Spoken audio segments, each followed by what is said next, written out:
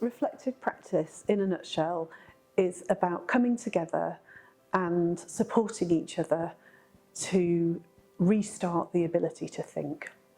When we feel stressed, we will all stop being able to think.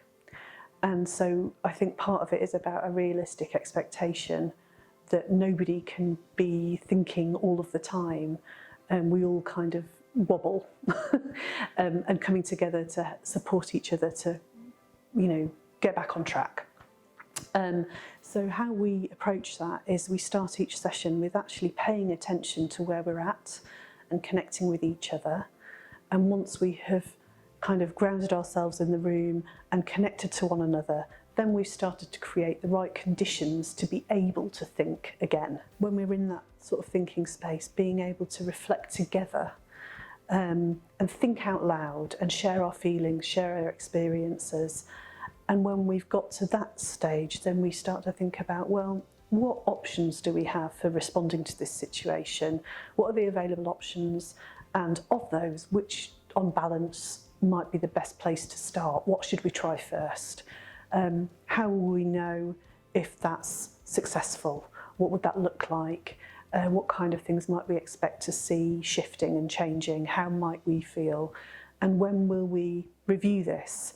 So we kind of choose an intervention, go away and do it, and then have a mechanism to check back in and actually see, well, what was the impact of that?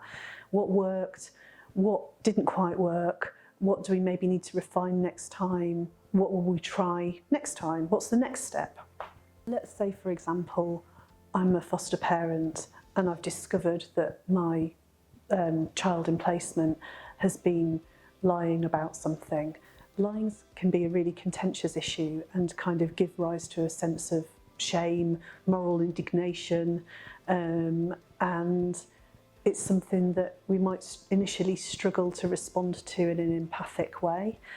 It can really help to come to reflective practice and talk about that, to help take a step back, understand what our reaction is to discovering that, and kind of own that and regulate ourselves and kind of get back on track with our own thinking, and then start to think about that young person, what might be going on for them, what is the truth that's hiding in that lie. It is a challenging behaviour, but it's just another behaviour that's an expression, a communication of something that child needs or they're afraid of, something they need to let you know about. Maybe the truth is really uncomfortable, or maybe the truth's just not exciting enough, or is, too awful.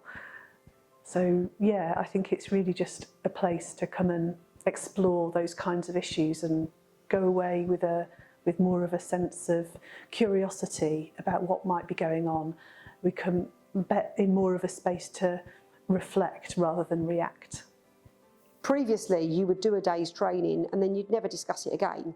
And you might then not need to use that bit of training for several months, and you're suddenly thinking, was I trained in that, and what did they say? And you're getting your notes out, and if you're in crisis, you can't be pulling your notes out.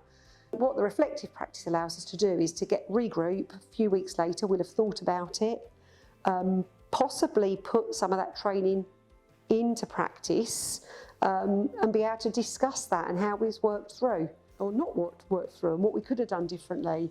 I think that's really invaluable, really invaluable.